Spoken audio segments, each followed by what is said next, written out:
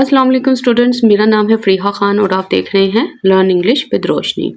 तो आज का जो एडिटोरियल है उसका टाइटल है अल कादिर रूलिंग। रूलिंग का मतलब होता है फ़ैसला, मतलब इस केस से रिलेटेड जो कोर्ट की जो रूलिंग है, कोर्ट का जो फ़ैसला है उसके ऊपर ये सारे का सारा एडिटोरियल लिखा गया है। तो ये वाला एडिटोरियल मैं डेट डाल देती हूँ, जैन 18 का एडिटोरियल है, ठीक है। और वो लोग जो बार बार क्वेश्चन करते हैं कि ये एडिटोरियल कहाँ पे है, तो आप ये सिर्फ टाइटल लिखकर गूगल पे सर्च करेंगे तो ये सारे का सारा एडिटोरियल आपके सामने आ जाएगा। आप डाउन वेबसाइट को भी विजिट कर सकते हो इस सिलसिले में। तो चलें इसको स्टार्ट करते हैं और देखते हैं इसमें क्या बात की गई है। कह रहे दिस वॉज, ये था, क्या था, परहैप्स, शायद, द ओनली केस, कहता है एक वाहिद, अपनी ही नौयत में एक वाहिद केस था, इन विच, कहता जिसमें, there seem to be ostensible malfeasance involve, कहता ये शायद अपनी ही नौयत का वाहिद केस था जिसमें दिखाई देता था साफ साफ रॉन्ग डूइंग, डिसऑनेस्टी, नाजायज अमल। अब ये हमारा सब्जेक्ट है और ये असल में डमी सब्जेक्ट होता है। इट हो गया, दिस हो गया, देयर हो गया, ये रियल सब्जेक्ट ही होते। असल में ये सब्जेक्ट इसका ये पड़ा हुआ है, ठीक है। This was the only case. अब वो कह रहा है, ये देखें फिर देयर से स्टार्ट हुआ है। देयर जो है रियल सब्जेक्ट नहीं है, ये डमी सब्जेक्ट है, ठीक है। अब ये सीम्ड आया, सीम्ड के बाद उसने लिखा है सीम टू बी, दिखाई देता है होना, क्या होना, ओस्टेंसिबल मोल्फिसेंस। मोल्फिसेंस का मतलब क्या होता है, मोल्फिसेंस का मतलब होता है गलत काम, ठीक है, नाजायज अमल, वो वाला गलत काम, वो रॉन्ग डूइंग, वो मिसकंडक्ट जो किसी पब्लिक ऑफिशियल ने किया हो, ठीक है, उसके लिए ये वर्ड यूज होता है। और ओस्टेंसिबल का मतलब होता है जाहिर है, क्लियर है, साफ साफ सबको पता है। कहता अलास, मतलब अफसोस, the way the Al Qadir trust case was conducted, कहता वो तरीका जिस तरीके से इस केस को हैंडल किया गया था, एंड द डिलेज, कहता वो जो देरी आई थी, डिलेज आए थे, इन प्रोनाउंसिंग द वर्डिक्ट, सुनाने में कोर्ट के फैसले को, हैव कास्ट अ शैडो, उसने डाउट्स क्रिएट किए हैं, उसने क्या किया है, वो बहुत ही बुरे तरीके से नेगेटिवली, मनफी तौर पर उसने असर रखा है। एंड वन वंडर्स, और हर कोई वंडर कर रहा है, हर कोई सोच रहा है, किस चीज को, वेदर, हाँ कि ना, the matter is as close, कि मैटर क्या है, जो मामला है वो वाकई बंद हो गया है, कैसे, एज द पीटीआईज क्रिटिक्स, जो पीटीआई के जो क्रिटिक्स हैं, जो तनकीद करने वाले हैं, वुड हैव वन बिलीव, जैसा कि वो चाहते हैं कि हर कोई इसको बिलीव करे, यकीन करे। अच्छा, अब ये ना थोड़ा सा सेंटेंस कैसे बना, इसको जरा डिटेल से देखते हैं। असल में वो ये कहना चाह रहा है कि बदकिस्मती से जिस तरीके से इस केस को हैंडल किया गया था और जो डिलेज आए थे कोर्ट के फाइनल डिसीजन को सुनाने में, कहता उसने शक जो है उसको पैदा कर दिया है, ठीक है, लोगों के अंदर। किस चीज को लेके शक को, फेयरनेस और ट्रुथ को, कि कितनी सच्चाई है इस केस में। और पीपल जो है वो बात कर रहा है कि लोग जो है अभी भी सवाल पैदा कर रहे हैं, अभी भी सवाल कर रहे हैं कि क्या वाकई ये जो इशू था, ये जो इतना लंबा ये जो मामला चल रहा था, ये वाकई में फिनिश हो गया, वाकई में कंप्लीट हो गया, जैसा कि जो पीटीआई से तनकीद करने वाले लोग हैं वो चाहते हैं कि लोग इसको बिलीव करें।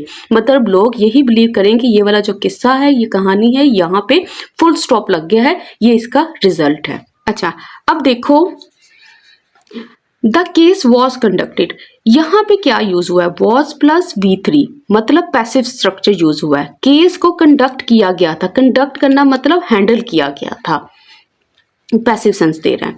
उसके बाद जो डिलेज हैं, delays have cast a shadow. अब ये सिंपल सेंटेंस बना हुआ है प्रेजेंट परफेक्ट का, ठीक है। ये जो कास्ट नजर आ रही है ना, कास्ट की जो तीनों फॉर्म्स होती हैं, V1, V2, V3, वो सब सेम होती है, कास्ट, कास्ट, कास्ट। मुझे कैसे पता चला ये V3 बना हुआ है, क्योंकि यहाँ पे हैव लगा हुआ है, ठीक है, इससे मुझे पता चल गया ये प्रेजेंट परफेक्ट की बात कर रहा है। और ये वाली जो चीज के कास्ट अ शैडो या cast a cloud over something, इसका मतलब होता है बुरे तरीके से असर डालना, कि कोई चीज थी उसने बहुत नेगेटिवली अफेक्ट किया किसी चीज को।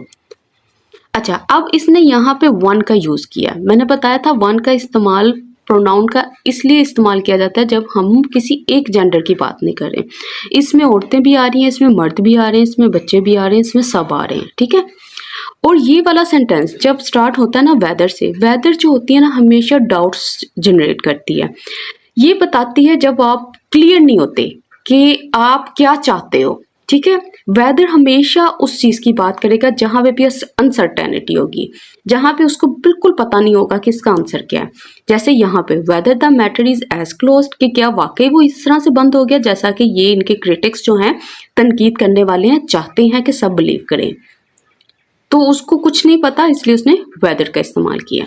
इट मे बी रिकॉल्ड, कहता लेकिन इसको रिकॉल किया जा सकता है। मे बी रिकॉल्ड, रिकॉल का मतलब क्या होता है? याद करना, फिर से याद करना, किसी भी चीज को रिमेंबर करना। दैट ये के a substantial sum of money, substantial का मतलब होता है अच्छी खासी, लार्ज अमाउंट में जो मनी थी। ओरिजिनली सीज्ड, कहता शुरू में जिसको सीज किया गया था, कब्जे में लिया गया था by the UK national crime agency, इसके जरिए, ठीक है, बाय लगा के मेंशन कर दिया किसने इसको सीज किया था, किसने कब्जे में लिया था। अच्छा, ऑन सस्पिशन, किस शक पे? दैट ये कि इट वाज ड्राइव्ड, ये ली गई थी, किससे? फ्रॉम ब्राइबरी, मतलब रिश्वत से, एंड करप्शन, करप्शन से, इन अ फॉरेन कंट्री, दूसरी कंट्री में। वाज रिपैट्रिएटेड, इसको वापस भेजा गया था, रिटर्न किया गया था जो पाकिस्तान इन 2019 में अंडर अ सेटलमेंट, एक सेटलमेंट के अंदर between the NCA and property tycoon Malik Riaz, इनके दरमियान में जो सेटलमेंट हुई थी उसके तहत इस मनी को वापस पाकिस्तान में भेज दिया गया था।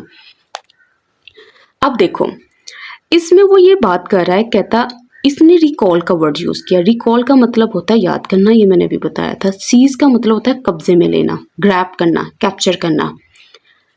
सस्पिशन का मतलब क्या होता है? शक, किस शक की बुनियाद पे उन्होंने इससे रकम वापस ली थी? क्योंकि ये ड्राई फॉर्म थी, ये निकल कर आई थी किस चीज से? ब्राइबरी, मतलब रिश्वत और करप्शन से।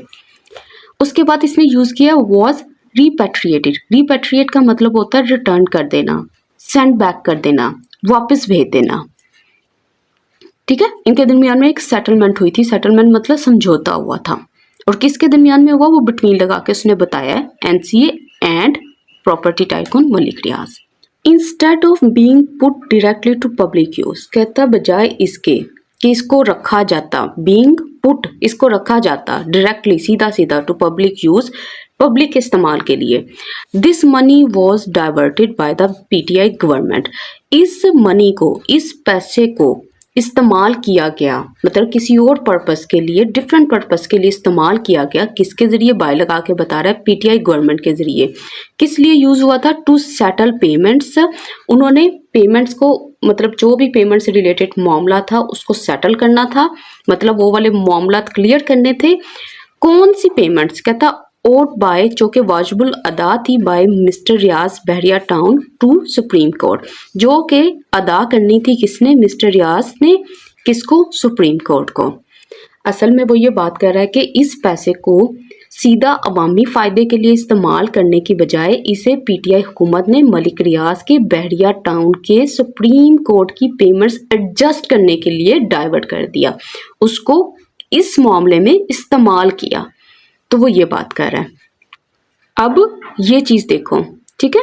उसके बाद है मनी वॉज डाइवर्टेड, डाइवर्ट का मतलब होता है to use something for a different purpose, किसी और पर्पस के लिए इस्तेमाल करना। वो पहले आई किस लिए थी? क्या सेटलमेंट हुई थी कि जब वो पाकिस्तान में आएगी तो उसको पब्लिक यूज के लिए इस्तेमाल किया जाना था, लेकिन क्या हुआ? पीटीआई गवर्नमेंट ने उसको क्या किया था? उसको इन कामों के लिए इस्तेमाल किया था, टू सेटल पेमेंट्स और bye mister Riaz Bahria town. और यहाँ पे वर्ड यूज किया टाइकून, टाइकून बार बार यूज करेगा। इसका मतलब होता है ये जो कारोबार में जो सबसे अमीर और वेल्थी पर्सन होता है, सबसे अमीर पर्सन के लिए ये वर्ड यूज किया जाता है, tycoon. The most obvious question, कहता जो सबसे ओब्वियस क्वेश्चन था, क्लियर सवाल था, दैट ओरोस, जो कि उठ खड़ा हुआ, वॉज, वो ये था, हाउ कुड मनी, किस तरह से जो पैसा था, सीज्ड फ्रॉम, जो कब्जे में लिया गया था, एन इंडिविजुअल, एक फर्द से, ऑन सस्पिशन, एक शक की बुनियाद पर, दैट ये कि इट वाज डर्टी, वो गलत था, वो खराब मनी थी, बी यूज्ड, किसको इस्तेमाल किया जाए, टू बेनिफिट, फायदा देने के लिए, दैट सेम इंडिविजुअल, इसी वाले इंडिविजुअल को, इसी वाले फर्द को, इन अ डिफरेंट केस, मुख्तलिफ केस में। अब वो कह रहा है सबसे जाहिर सवाल जो सामने आया है वो ये था कि एक शख्स से जो पैसा गंदा होने के शक पर जब्त किया जाए और फिर वो कैसे उसी शख्स के फायदे के लिए अगले केस में इस्तेमाल हो सकता है। कहता ये वाला क्वेश्चन इनके माइंड में जनरेट होने लग गया था ना। एक तरफ से आपने कहा कि ये जो पर्सन है ये गलत काम कर रहा है, ये जो मनी है ये गलत चीज से निकल कर आई है, और दूसरी तरफ आप उसी पर्सन को सपोर्ट कर रहे हो उसी मनी के साथ। तो वो इस तरह की कुछ क्वेश्चंस जो हैं वो उठ खड़े हुए। अब यहाँ पे इसने यूज किया ओब्वियस। ओब्वियस का मतलब होता है क्लियर, साफ साफ, और ये इस क्वेश्चन के लिए आया है, ठीक है। अब यहाँ पे दैट जो नजर आ रहा है ना, ये दैट इसके लिए आया। ये कौन सा सवाल था जो अरोज हुआ था, अराइज, अरोज। अरोज का मतलब होता है उठ खड़े होना, ठीक है। ये जो सवाल था मैंने आपको बताया था, ये आपको मोस्टली इन चीज़ों के साथ नजर आएगा। जब आप कहते हो ना कोई खतरा उठ खड़ा हुआ, सवाल खड़ा हो गया, तो उसके लिए मोस्टली अरोज जो है वो इस्तेमाल होता है। और उसके बाद ये जो सीज फ्रॉम है, सीज फ्रॉम को आप ये भी समझ लें, इसकी जगह से ये भी यूज कर सकते हैं taken from, confiscated from, captured from, repossessed from, मतलब किसी से वापस लिया गया। सस्पिशन का मतलब शक होता है, डर्टी का मतलब खराब, गलत मीनिंग। फॉलोइंग दिस सेटलमेंट, कहता है इस सेटलमेंट के बाद, कौन सी सेटलमेंट की बात कर रहा है, जो कि वो किसके दरमियान में हुई थी, यूके नेशनल क्राइम एजेंसी के दरमियान में, मिस्टर रियाज के दरमियान में। मिस्टर रियाज डोनेटेड अ साइजेबल ट्रैक्ट, मिस्टर रियाज ने क्या किया, डोनेट कर दिया, अतिया कर दिया, साइजेबल अच्छा खासा, ट्रैक्ट मतलब एरिया, किसका, जमीन का, फॉर द क्रिएशन बनाने के लिए, अल कादिर यूनिवर्सिटी को। टू बी रन जिसको चलाया जाना था, बाय अ ट्रस्ट एक ट्रस्ट के जरिए, एक ऑर्गेनाइजेशन के जरिए, ओवरसीन जिसकी निगरानी करनी थी, बाय इमरान खान के जरिए, एंड बुशरा बीबी के जरिए।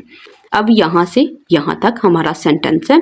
अच्छा, फॉलोइंग की जगह आप ना आफ्टर का भी इस्तेमाल कर सकते हैं। इसका मतलब होता है इस सेटलमेंट के बाद। मिस्टर रियाज ने क्या किया, मिस्टर रियाज ने डोनेट कर दिया एक अच्छी खासी लैंड को, किसके बनाने के लिए, अल कादिर यूनिवर्सिटी को, जिसको चलाया जाना था इमरान खान और बुशरा बीबी के जरिए। असल में ये बात कर रहा है। Many observers found another reason, कहता दूसरे जो ऑब्जर्वर्स थे उनको भी मिल गई एक वजह। क्या वजह, टू बिलीव यकीन करने की, देयर वॉज वहां पे था, क्विट प्रो क्यो मतलब एक हाथ दे एक हाथ ले वाली जो सिचुएशन थी वो इन्वॉल्व थी in Mister Khan's decision, Mister Khan के डिसीजन में, फैसले में, एज प्राइम मिनिस्टर के रूप में जो उसका डिसीजन था उसके फैसले में क्या चीज इन्वॉल्व थी, quid pro quo. To divert more देना, एनसीएस रिपैट्रिएटेड फंड्स वो वाले फंड्स जो कि वापस आए थे, ठीक है। To the supreme court's account भेज देना, कहाँ, सुप्रीम कोर्ट के अकाउंट्स में। And mister Riaz contemporaneous decision, और साथ ही साथ मिस्टर रियाज का ऐसा फैसला जो कि बिल्कुल साथ ही पैरेलल था, मतलब उसने ये फेवर की, उसके साथ ही इसका ये डिसीजन आ गया। क्या डिसीजन था, टू फंड कि वो फंड करेगा मेजर प्रोजेक्ट को। कौन सा project, thought to be close जो कि समझा जाता है बहुत ही नज़दीक था पीएम्स वाइफ, पीएम की वाइफ के। वो ये कह रहा है कि बहुत सारे जो लोग थे वो ये इस बात को मान रहे थे कि वहाँ पे डील हुई थी, ठीक है। इमरान खान का जो फैसला था ना प्राइम मिनिस्टर के रूप में कि वो भेज दे वो वाले फंड्स जो कि रिटर्न होकर आए थे सुप्रीम कोर्ट में, कहता, और जो मलिक रियाज का ये जो फैसला कि फंड करना है बड़े सारे प्रोजेक्ट को जो कि कंसीडर किया जाता है कनेक्टेड था पीएम की वाइफ के साथ, उसके क्लोज था, कहता इनसे लगता है कि ये ना इनके दरमियान में कोई डील हुई थी। और डील कौन सी थी, क्विट प्रो क्यो। इसका मतलब होता है एक हाथ दो एक हाथ लो, मतलब ये पहले तुम फेवर करो फिर मैं फेवर करूंगा। द अकाउंटेबिलिटी कोर्ट, कहता ये जो एहतसाब कोर्ट थी, विच हर्ड द केस जिसने सुना इस केस को, ये विच किसके लिए आया, इस कोर्ट के लिए आया है। Since last Friday, since last Feb मतलब पिछली फैब की बात कर रहा है, पिछले साल की फैब से ये स्टार्ट हुआ था। हैज़ नाउ सेंटेंस्ड, अब वो सुना चुका है सजा को, किसको, mister Khan and his wife, उस मिस्टर खान को और उसकी बीवी को, टू 14 and 7 years रिस्पेक्टिवली, 14 और 7 साल रिस्पेक्टिवली। रिस्पेक्टिवली क्या होता है भी बताती हूँ, फॉर करप्शन के लिए। अब ये क्या हुआ था, वो बता रहा है कि ये वाली इनके दरमियान में डील हुई थी, उसका रिजल्ट ये निकला था, ठीक है। ये चीज इसने यहाँ पे मेंशन की है। अब इसने यूज़ किया है 2 पर्सन का नेम, ठीक है, चाहे 2 लिखे 10 लिखे, लेकिन अगर उसके बाद वो कोई चीज़ मेंशन करता है और उसके बाद रिस्पेक्टिवली लगाता है तो इसका मतलब है कि जो पहली नंबर है या पहली चीज़ है वो पहले पर्सन के लिए है, ठीक है। जो दूसरी चीज़ है यहाँ पे आने वाली वो दूसरे पर्सन के लिए है, रिस्पेक्टिवली ये ऑर्डर को शो करता है। अब यहाँ पे जो 14 था, ये 14 ईयर्स किसको मिले थे? इस वाइफ उसकी बीवी को मिले थे कि मिस्टर खान को? मिस्टर खान को। और जो 7 ईयर्स थे वो किसको मिले थे? उसकी बीवी को। इसलिए रिस्पेक्टिवली लगाया जाता है ताकि कोई कंफ्यूजन ना जनरेट हो। अब देखो, ऊपर उसने डील की बात की, क्या डील हुई, उसका रिजल्ट बता दिया, कोर्ट का फैसला बता दिया। अब जब कोर्ट का फैसला आया तो ऑफ कोर्स जो उनके सपोर्टर्स थे उनका भी तो कोई रिएक्शन आना था ना। अब वो जो रिएक्शन था ना वो आगे उसने मेंशन किया। जब भी आप एडिटोरियल्स को रीड करो, इन पॉइंट्स को कनेक्ट करते जाओ, इससे ये होगा कि आपको ना एडिटोरियल समझ आता जाएगा और ये आप वो उन चीज़ों से निकल जाओगे कि बहुत डिफिकल्ट लग रहा है, पता नहीं कैसे सेंटेंस बनाए हैं। सेंटेंसेस सब आपस में जो है वो कनेक्टेड है। Mister Khan and his supporters, कहता मिस्टर खान ने पूछा और उसके सपोर्टर्स ने हैव आस्क, वो पूछ चुके हैं, how the two could be convicted, ये दोनों कन्विक्टेड कैसे हो सकते हैं, ये दोनों मुजरिम कैसे हो सकते हैं, if they didn't and couldn't drive any material benefit from the Al Qadir Trust. अब वो इसमें क्या बात कर रहा है? वो ये बात कर रहा है कि मिस्टर खान और उसके सपोर्टर्स का एक ही सवाल है कि दोनों मुजरिम कैसे हो सकते हैं, मिस्टर खान और उसकी बीवी जो बुशरा बीवी हैं, ये दोनों मुजरिम कैसे ठहराए जा सकते हैं। क्यों? कहता कि जो भी ये सारा सिस्टम हुआ था इसमें कोई भी उनका ज़ाती फ़ायदा तो था ही नहीं, तो आप कैसे ये कह सकते हो कि ये दोनों कन्विक्टेड हैं। इसने यहाँ पे यूज़ किया डिडंट, इसका मतलब है कि उन्होंने कोई भी मटेरियल बेनिफिट को ड्राइव नहीं किया था अल कादिर ट्रस्ट से, मतलब उनको कोई मनी नहीं मिली थी, कोई प्रॉपर्टी पर्सनल यूज़ के लिए कुछ भी नहीं मिला था। और कुड लगा के उसने यहाँ पे एबिलिटी को शो किया, पॉसिबिलिटी को शो किया कि मतलब वो उनके पास पॉसिबिलिटी भी नहीं थी ना उनके पास ये एबिलिटी थी कि वो कुछ भी गेन करते वैल्यूएबल इस ट्रस्ट से। तो इसने डिड भी लगाया और कुड भी लगाया, ये भी ड्राइव नहीं किया और पॉसिबिलिटी और उसकी वो भी शो कर दी, एबिलिटी भी शो कर दी कि वो ड्राइव भी नहीं कर सकते थे। अगर ये भी हो ना कि अगर उसमें से पॉसिबल होता भी कि कुछ निकाल सकते तो वो भी नहीं निकाल सकते थे, वो कुछ भी वैल्यूएबल कोई मनी या कुछ भी इस चीज़, इस केस में उनका पर्सनल फ़ायदा जो था वो नहीं था, वो ये कहना चाह रहे हैं। अब ये वाला सेंटेंस ज़रा थोड़ा सा जिसको ये कहते हैं ना कि थोड़ा सॉलिड है, इसको ज़रा आपने तवज्जो से रीड करना है। कहता हाउएवर दिस सीम्स, कहता बट लेकिन ये दिखाई देता है, टू डिफ्लेक्ट, डिफ्लेक्ट का मतलब था शिफ्ट कर देना, डाइवर्ट कर देना किसी इंसान को, फ्रॉम द फैक्ट, हकीकत से। कौन सी हकीकत? दैट ये कि द फॉर्मर पीएम, पहले वाला पीएम मतलब इमरान खान, नोइंगली जानबूझकर, गोट हिमसेल्फ इन्वॉल्व, उसने अपने आप को फंसा लिया, अपने आप को इन्वॉल्व कर लिया, शामिल कर लिया। किसके साथ? विद एन इंडिविजुअल, उस इंडिविजुअल के साथ, उस फर्द के साथ एक्यूज्ड ऑफ, जिस पे इल्ज़ाम लगा है किसका? शेडी बिजनेस डीलिंग का। एंड वो कहता कि ये जो इमरान खान है वॉकड अवे, चला गया, विद समथिंग, किसी चीज़ के साथ। कौन सी चीज़? फिर कॉमा, नो मैटर, फर्क नहीं पड़ता, हाउ इंटेंजिबल, फिर comma, for himself and his wife.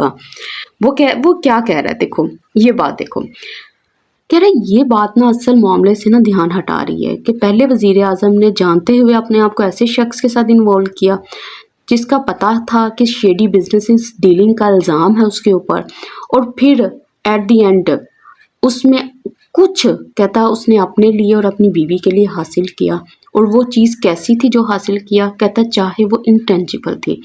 अब इंटेंजिबल क्या होता है ये मैं एक्सप्लेन करती हूँ। अच्छा, सबसे पहले देख लो डिफ्लेक्ट, डिफ्लेक्ट का मतलब क्या होता है? इसका मतलब है शिफ्ट होना, डाइवर्ट होना।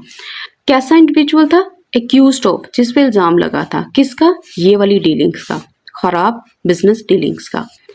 अब ये इमरान के लिए ही कहा है कि walked away with something for himself and his wife. अब ये जो कॉमा और कॉमा में नजर आ रहा है ना, नो मैटर हाउ इंटेंजिबल। अब देखो इसने इंटेंजिबल क्यों वर्ड यूज किया। ऊपर उसने क्या बात की थी, वो और उसके सपोर्टर्स क्या पॉइंट रेस कर रहे हैं, वो ये बता रहे थे कि इसमें उनका तो कोई फ़ायदा था ही नहीं, उनको कौन सा कोई प्रॉपर्टी मिली थी या कोई वैल्यूएबल थिंग्स मिली थी उनके ज़ाती इस्तेमाल के लिए। अब उसने कहा कि ठीक है वो चीज़ें नहीं मिली थी, वो तो टेंजिबल थिंग थी ना। टेंजिबल वो थिंग्स होती है जिनको आप टच कर सको, छू सको, या जो आपको नजर आ सके। इनटेंजिबल वो थिंग्स होती हैं जिसको आप छू ना सको। तो अब वो कहता है कि अगर तो ये सब कुछ नहीं था तो हो सकता है फिर इंटेंजिबल फेवर्स मिली हो। इंटेंजिबल फेवर्स का मतलब यहाँ पे क्या है, मतलब कोई पॉलिटिकल सपोर्ट हुई हो, कोई इन्फ्लुएंस और फेवर का इस्तेमाल किया गया, मतलब वो वाली चीज़ें जिनको ज़ाहरी तौर पर हम मेजर नहीं कर सकते, ज़ाहरी तौर पर हम नहीं देख सकते। तो हो सकता है इंटेंजिबल फ़ायदा पहुंचा हो उसके लिए और उसकी बीवी के लिए। तो ये उसने डाउट्स रेज किए हैं। तो इस तरीके से आप इसको कनेक्ट करें। रिजल्ट बताया, उसका रिएक्शन देखो। स्टार्ट किससे किया इसने, आप लोगों ने भी इस तरह से समरी लिखने की कोशिश करनी है। उसने स्टार्ट किससे किया, उसने थोड़ा सा इंट्रो दे दिया कि ये वाला जो केस था इनके दरमियान में ये ऐसे से ऐसे चल रहा था। उसके बाद उसने थोड़ी केस की डिटेल बताई। डिटेल बताने के बाद उसने एट दी एंड क्या बताया कि रिजल्ट क्या निकला कोर्ट का। जब कोर्ट का रिजल्ट निकल गया उसके बाद उसका रिएक्शन बताया। रिएक्शन बताने के बाद उसके माइंड में जो डाउट्स आ रहे थे उसने वो रेज किए। और ये डाउट्स कैसे जनरेट हुए, जब इमरान खान और उसके सपोर्टर ने कोई पॉइंट सामने रखा तो इसने अपने भी पॉइंट सामने रख दिए कि मुझे ये वाले डाउट्स हैं। तो इस तरह से इसको कनेक्ट करते जाएं। कह रहा डिस्पाइट पावरजूद किसके अकाउंटेबिलिटी कोर्ट जज डिसीजन कि इसका जो एहतसाब कोर्ट के जो जज का फैसला था क्या करने का, कन्विक्ट ठहराने का, मुजरिम ठहराने का फॉर्मर पीएम को और उसकी वाइफ को।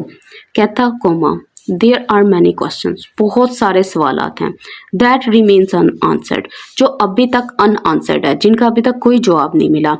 कौन से कोमा लगा के सच है, मतलब for example what agreement the then government entered into with the UK's NCA regarding the fund, कि ऐसा कौन सा अग्रीमेंट था जो गवर्नमेंट, उस वक़्त की जो गवर्नमेंट थी और यूके की एनसीए थी, इनके दरमियान में हुआ था। रिगार्डिंग किसके बारे में, फंड के बारे में। इट वाज टू रिसीव, जो कि ये रिसीव करने वाला था। असल में ये बात कर रहा है कि हमें वो वाला अग्रीमेंट बताओ। हमें पता होना चाहिए क्या डील हुई थी पाकिस्तान गवर्नमेंट और यूके नेशनल क्राइम एजेंसी के दरमियान में। एनसीए ने तो वो मनी वापस ली थी ना, ये कह के कि ये जो मनी है ये हासिल की गई है इलीगल एक्टिविटीज़ के ज़रिए। तो फिर उसके बाद क्या हुआ, 2019 में पाकिस्तानी गवर्नमेंट जो थी उनका अग्रीमेंट हो गया एनसीए के साथ कि ये मनी जो है वापस पाकिस्तान में भेज दी जाएगी। तो कहता ये सवाल है कि आखिर डील क्या हुई थी दोनों पार्टीज़ के दरमियान में, कि इस मनी को कैसे यूज़ करना था या कैसे हैंडल किया जाना था अगर जब ये पाकिस्तान में आती। तो इस तरीके से ये जानने की कोशिश कर रहा है आखिर डिटेल्स क्या थी उस अग्रीमेंट की जो कि पाकिस्तानी गवर्नमेंट और एनसीए के दरमियान में मनी को लेके हुआ था। इट इज सेड का मतलब होता है ऐसा कहा जाता है। क्या, the details of this arrangement, कहता है ये जितना कुछ हुआ था ना, ये सारी चीज़ें जो अरेंजमेंट हुई थी, इनकी डिटेल्स आर ओनली नोन, ये सिर्फ और सिर्फ नोन है, सिर्फ और सिर्फ किसके स्कोप ऑफ नॉलेज में है, टू मिर्जा शहजाद अकबर, इसके नॉलेज में, सिर्फ इसको पता है। कौन है ये, कोमा लगा के बता रहा है, फॉर्मर पहले वाला special assistant to the PM on accountability, ये वाला वो पर्सन था पीएम के लिए। Who has remained absconding from, जो कि एब्सकोड फ्रॉम का मतलब होता है जो कि निकला हुआ है, ठीक है, फरार है, किससे, फ्रॉम द केस से। ठीक हो गया, सिंपल सेंटेंस है, इसमें सिर्फ ये बता रहा है कि ये जो इन्फॉर्मेशन है ये इस पर्सन को मामूल, आई होप कि समझ आ गई होगी। सिंपल है, कहा जाता है कि इस अरेंजमेंट की तफसीलात सिर्फ और सिर्फ मिर्ज़ा शहजाद अकबर जो कि पीएम के स्पेशल असिस्टेंट थे उनको मालूम है, जो इस केस से गायब हैं। एब्सकॉन्ड फ्रॉम का मतलब तो फरार होना, किसी को नहीं पता वो कहाँ गया है। विदाउट इट, इसके बगैर, द फाइंडिंग्स, कहता जो रिजल्ट था ऑफ गिल्ट, इस जुर्म का, may be on shaky grounds, मतलब वो ये कह रहा है कि अगर हमें असल डिटेल्स नहीं पता चलती अग्रीमेंट की तो ये जो कन्विक्शन थी, ये जो सज़ा का सुनाना था, ये आज भी क्वेश्चनेबल है, आज भी सॉलिड नहीं है, शेकी ग्राउंड्स पे है, मतलब आपको आज भी उसको लेकर डाउट्स हैं। अब वो कह रहे हैं विद द अनाउंसमेंट, उस अनाउंसमेंट के साथ, उस ऐलान के साथ, कौन सा ऐलान, जो वर्डिक्ट का था, जो कोर्ट के फैसले का था। The PTI legal team, PTI की जो लीगल टीम है नाउ हैज़, वो रखती है रिकोर्स को, रिकोर्स का मतलब ऑप्शन, यहाँ पे ये नाउन है, ठीक है, इसके पास एक ऑप्शन है किस चीज़ की, टू द हाई कोर्ट्स, कि वो अब हाई कोर्ट्स जाएगी, इस ऑप्शन को चूज करेगी। एंड विल सीक, और चाहेगी, टू चैलेंज, कि वो चैलेंज करे मुकाबला करे द डिसीजन इस फैसले का, कि अब उनके पास ऑप्शन है, वो क्या कर सकते हैं, वो हाई कोर्ट जा सकते हैं, वहाँ पे अपील कर सकते हैं। फॉर नाउ कहता आपके लिए। अब देखो इसने यहाँ पे उसका रिजल्ट बताया थोड़ा सा, उसने कहा कि ये वाली चीज़ें तो हो गई हैं। कहता ये जो रिज़ल्ट है मैं नहीं मानता कि सॉलिड है। उसके बाद उसने बता दिया पीटीआई टीम जो है वो क्या करने वाली है, उसका बता दिया, उसकी नेक्स्ट मूव का बता दिया। लेकिन अब के लिए अब वो यहाँ पे बता रहा है, ये तो बाद में होगा, लेकिन अभी जो हो रहा है वो यहाँ पे मेंशन है। फॉर नाउ अब के लिए the former PM's battles continue. अब इसकी जो जंग है ना वो अभी भी जारी है। कौन सी जंग? कहता बोथ, दोनों, with in the legal system and without. मतलब क्या है? मतलब ये दो किस्म की जंग लड़ रहा है। एक तो उसका जो लीगल केस है, लीगल इश्यूज हैं उसको लेकर, और दूसरा पब्लिक और पॉलिटिकल प्रॉब्लम्स, इनको लड़ रहा है।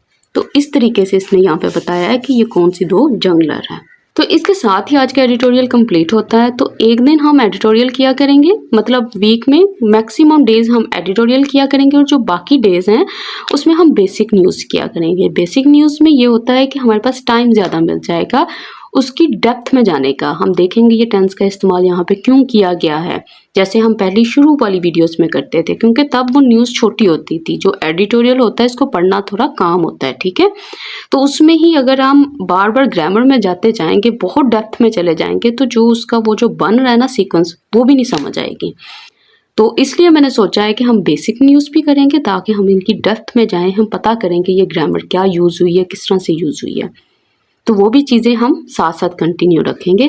बस इस चैनल के साथ जुड़े रहिए, इसको ज़्यादा से ज़्यादा शेयर करें दूसरे स्टूडेंट्स तक, और इस वीडियो को लाइक करें और अपना फीडबैक देना मत भूलें। इसके साथ ही मुझे इजाज़त दें। अल्लाह हाफिज़।